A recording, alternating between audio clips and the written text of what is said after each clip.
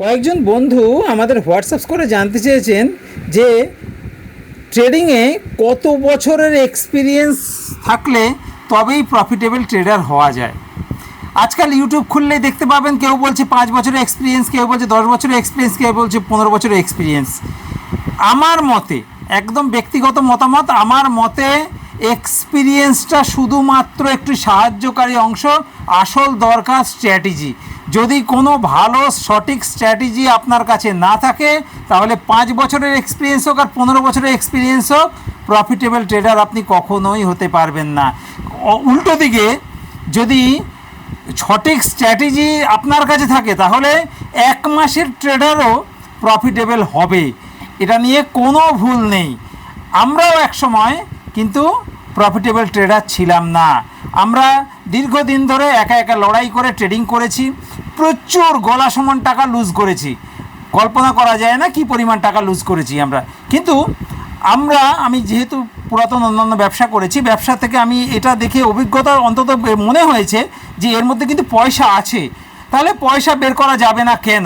অন্যরা বের করতে পারছে, আমি কেন পারবো না? সেবির হিসাবে 90% লোক কিন্তু এই অপশান ট্রেডিংয়ে বিশেষ করে লুজার। ব্যাংক নিফটিতে কাজ করে কিন্তু লুজার। কিন্তু আমার হিসাবে, ব্যক্তিগত হিসাবে, এই 90%-এর মধ্যে 80% লোক এমন লোক যারা 1টা 2টো 5টা হয়তো ট্রেড নিয়েছেন, 2000 5000 10,000 20,000 টাকা লুজ করেছেন, ট্রেডিং বন্ধ করে দিয়েছেন। এই হিসাবেই এই যে 90% লোক লুজার হয়, এর মধ্যে আমার মতে 80% লোকই এমন লোক যারা 2 মাস 1 মাস ট্রেডিং করে 2 4 10টা 20টা 50টা ট্রেড নিয়ে ট্রেডিংয়ে লস করে বন্ধ করে দিয়েছে। তাদের হিসাবে ম্যাক্সিমাম। অর্থাৎ আমার ব্যক্তিগত হিসাবে এই যে 100%-এর মধ্যে 90% লুজার, এই 90%-এর মধ্যে যদি 80% এইরকম লোক হয় তাহলে কিন্তু অ্যাকচুয়াল লুজার 10%। অর্থাৎ 10% প্রফিটেবল, 10% লুজার। তাহলে 50-50 চান্স। তাহলে 100 লোকের মধ্যে 50 জন গেন, যারা অনেক দিন টিকে আছে মার্কেটে, তাদের মধ্যে 100 লোকের মধ্যে কিন্তু 50 জন গেন করছে, 50 জন লুজ করছে। তাহলে ওই 100 লোকের মধ্যে 50 জনের মধ্যে আমি কেন ঢুকতে পারবো না? এটাই ছিল আমার ভিতরে একটা লড়াই। কেন আমি ঢুকতে পারবো না? আমি ঢুকতে পারবো।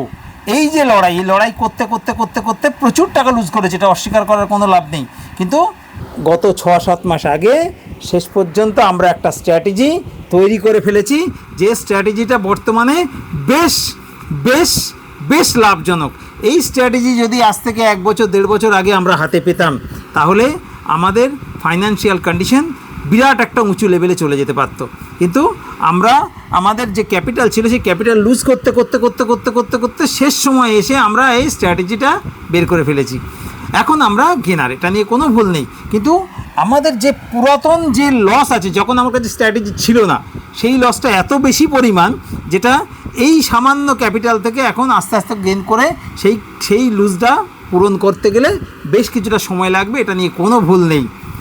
তাই আমরা সবাইকে রিকোয়েস্ট করছি, না শিখে ভালো করে ট্রেডিং শুরু করবেন না। চাই সেটা ইন্টারডে ট্রেডিং হোক, চাই সেটা অপশান ট্রেডিং হোক, আগে ভালো করে শিখুন।